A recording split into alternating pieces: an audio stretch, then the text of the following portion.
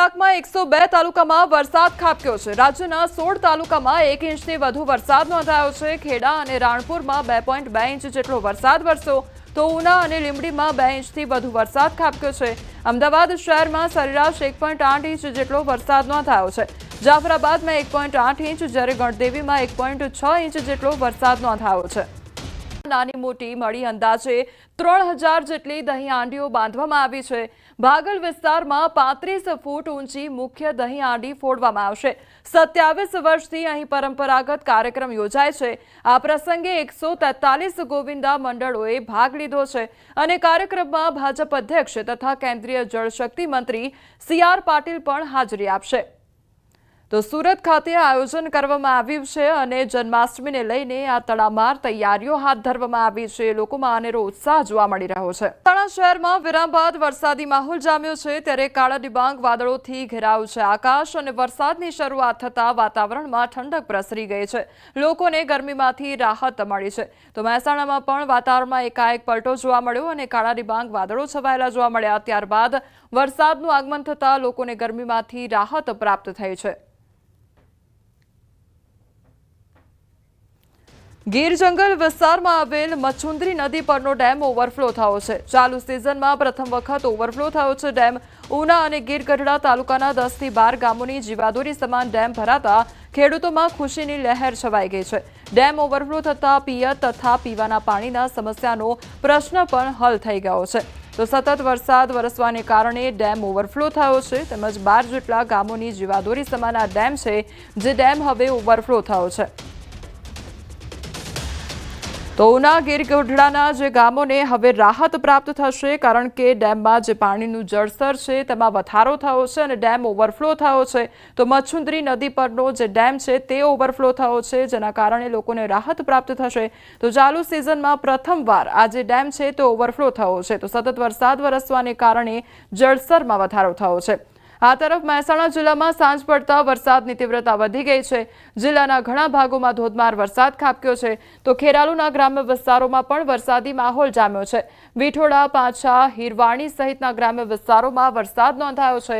લાંબા વિરામ બાદ વરસાદના આગમનથી વાતાવરણમાં ઠંડક પ્રસરી ગઈ છે। ભારે વરસાદથી રસ્તાઓ પાણી થઈ ગયા છે। આ તરફ ઊંઝાના નીચાણવાળા વિસ્તારમાં પાણી ભરાઈ ગયા છે।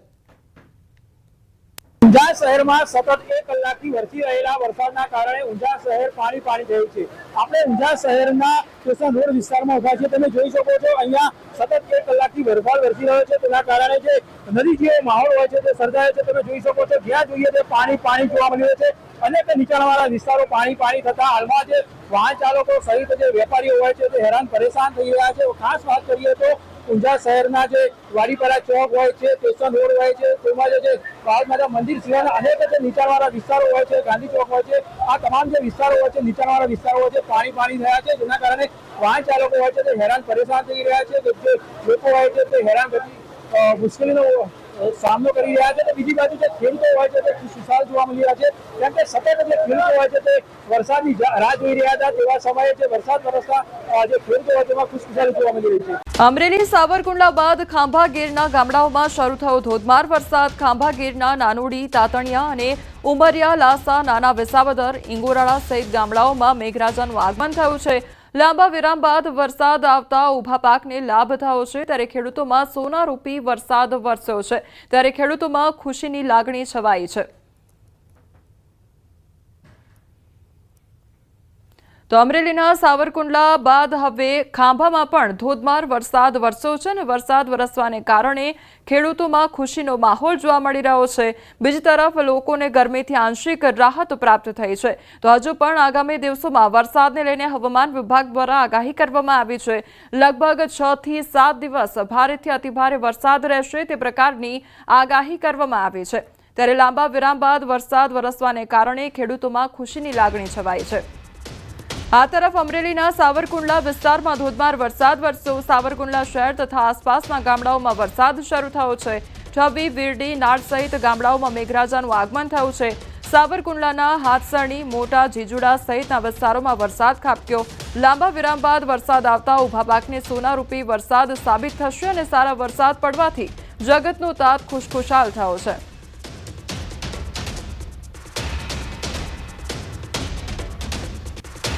અમરેલીના સાવરકુંડલાના ખડસલી અને આસપાસના વિસ્તારોમાં ધોધમાર વરસાદ વરસ્યો છે. અસહ્ય ઉકળાટ બાદ વરસાદથી ઠંડક પ્રસરી ગઈ છે. ધોધમાર વરસાદથી સ્થાનિક નદીમાં ઘોડાપૂર આવતા ઉકળાટમાંથી રાહત મળી છે. મુરઝાયેલ પાક માટે આ વરસાદ લાભદાયક સાબિત થયો છે.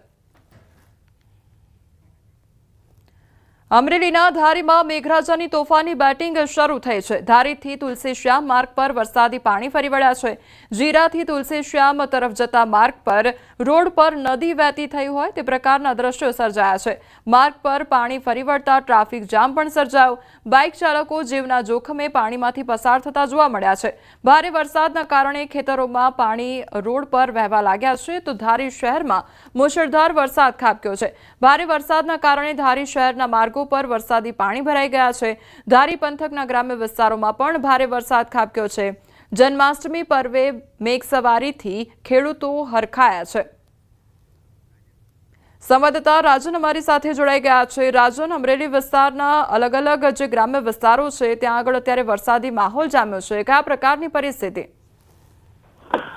કોમલ, અમરેલી જિલ્લાના સાવરકુંડલા, ખાંભા અને ધારી તાલુકાઓમાં લગભગ છેલ્લી 2 કલાકથી સતત અને અવિરત વરસાદ વરસી રહ્યો છે. ખાસ કરીને સાવરકુંડલા અને ધારી પંથકના ગ્રામ્ય વિસ્તારોમાં જાણે કે બારે મેઘ ખાંગા થયા હોય તે પ્રકારે વરસાદ વરસી રહ્યો છે.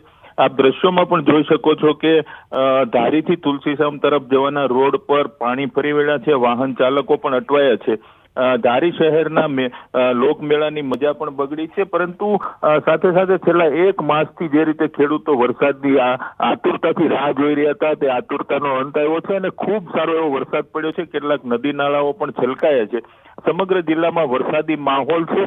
હળવો એવો પવન પણ ફૂંકાઈ રહ્યો છે અને લાગે છે કે જે રીતે હવામાન વિભાગની અને હવામાન નિષ્ણાંતોની આગાહી છે તે મુજબ અમરેલી જિલ્લામાં હજુ પણ વધારે વરસાદ વરસે તે પ્રકારનો માહોલ અત્યારે જોવા મળી રહ્યો છે.